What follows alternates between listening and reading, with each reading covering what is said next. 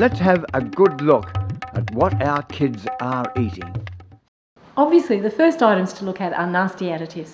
Not counting flavours, there are hundreds of approved food additives and most of them are harmless. These are the additives most likely to affect you. Colours, preservatives, synthetic antioxidants, flavour enhancers and added flavours. Now we're going to have a look at some examples. Ingredients change frequently, so what you see here could be different when you find it in a shop. You always need to read the label. If you buy foods like this, then it's pretty obvious that you're getting artificial colours. But if you buy foods like this, it's not so obvious. There are as many artificial colours in this as there are in the Fruit Loops.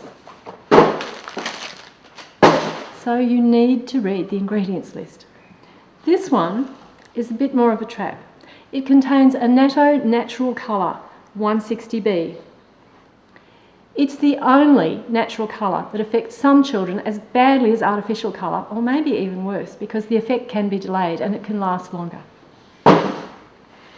When you buy drinks, a lot of them have preservatives or colours. This cordial has 2 artificial colours and 2 preservatives, so you're giving your child 4 chances of having asthma or being naughty. One time I was giving a talk to the staff of a detention centre. Before I went, I found they were giving the kids heaps of cordial, so I took this along with me. When I got to this stage of the talk, I held it up and there was an embarrassed silence.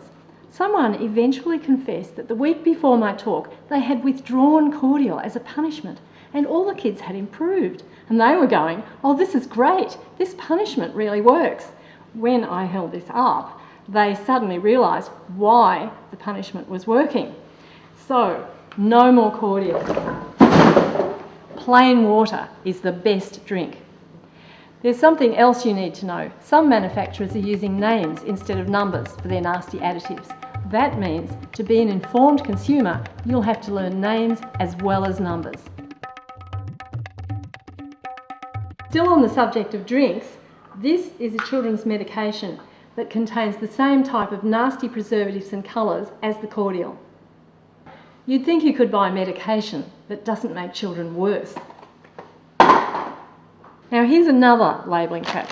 A lot of people look at these labels here and it says no preservatives, no artificial colours, no artificial flavours, and they think that means there are no nasty additives at all. But something that is labelled like that can still contain flavour enhancers. Artificial flavours and flavour enhancers are not the same thing.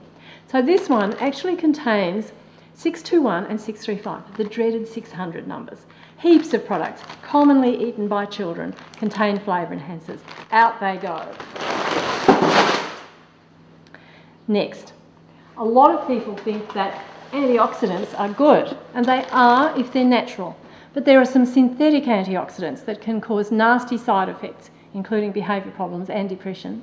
And there are 2 of them in here, 319 and 320. These antioxidants are commonly used in oils, margarines and spreadable butters and products like this that contain those oils or margarines. So most people are eating these antioxidants every day and simply aren't aware of it. And there is an extra trap here, the 5% labelling loophole.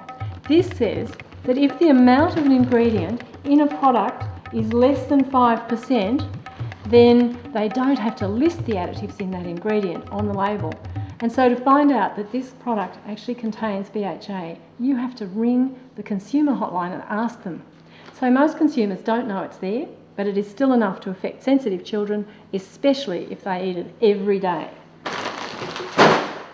Now I want to talk about the bread preservative. In my opinion, this is the worst of all additives because it's in a healthy food eaten every day. Parents don't know it's there and they have no idea it can affect their children. Very few children react to 1 dose of this preservative, but effects can build up slowly over several weeks, so parents have no chance of working out what's going on.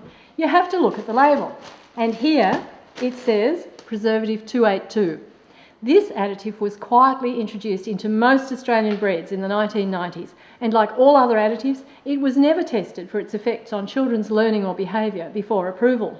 I noticed it because we had just moved to Darwin, where the bakers were probably the first in the world to use the maximum amounts of this preservative. First, I noticed the effect slowly built up in my daughter, and then later we noticed the kids in our support group got worse every September when the amount of the preservative was doubled for the wet season. I complained many times to our food regulators, but they said they did not want to hear from consumers, they only wanted to hear from scientists. So I did a double-blind, placebo-controlled study on the effects of this preservative on children's behaviour, which was published in a medical journal. Since then, I've heard from thousands of families who've switched to preservative-free bread and seen their kids improve. How it came about was that somebody just mentioned to me additive 282, which is the additive which is used in most breads in Australia, and how it had not been tested on children's behaviour or learning difficulties.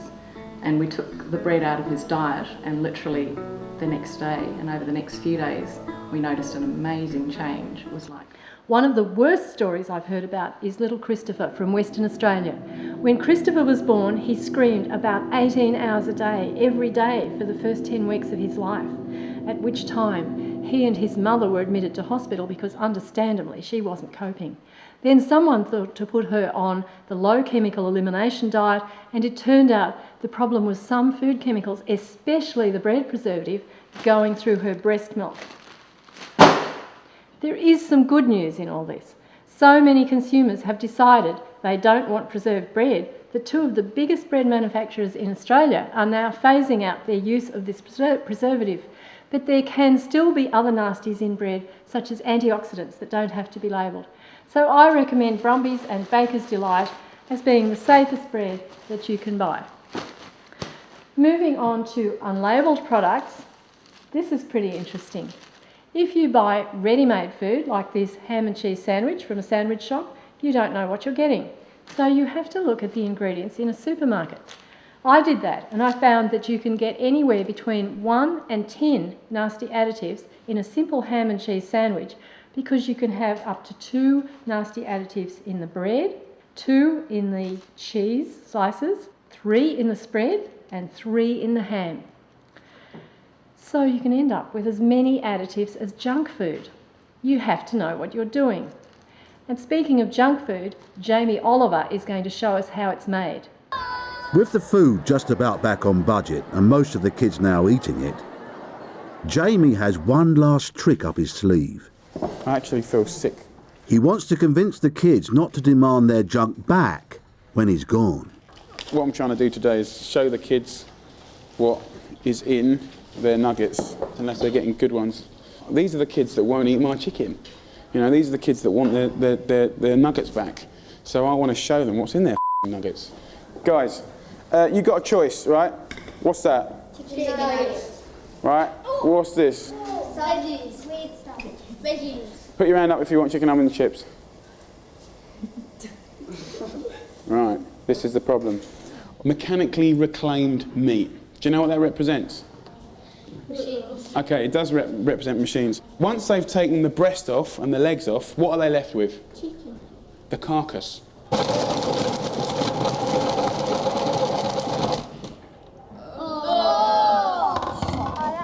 how you make that red bit, isn't it? Yeah. So that is a really bad version of mechanically reclaimed meat. Then what they do is they add more chicken skin.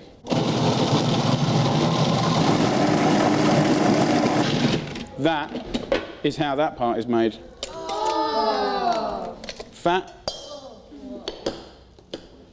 Your mechanically reclaimed meat. Right, then you put a load of breadcrumbs in. This is all the E numbers, this is like the dextrose, all of that sort of stuff. Right? So if I've got a product that looks a little bit like this. Is that how baked beans are made? How can I no, nothing to do with baked beans. So this is fake food. That I personally believe that is fake food. Anyone want of these? No. Help yourself to chicken. Get me It's put me off chicken nuggets and anything like that for quite a long time. You don't know how they were made? Well, we didn't have a clue. Why not? I don't know. We don't look at the back of the boxes, but now we know to. If you would like to see food manufacturers reduce their use of nasty additives, Remember that every time you buy this food, you are saying to the manufacturer, that's okay, keep on using these additives. If consumers choose additive-free foods, food manufacturers will make more of them.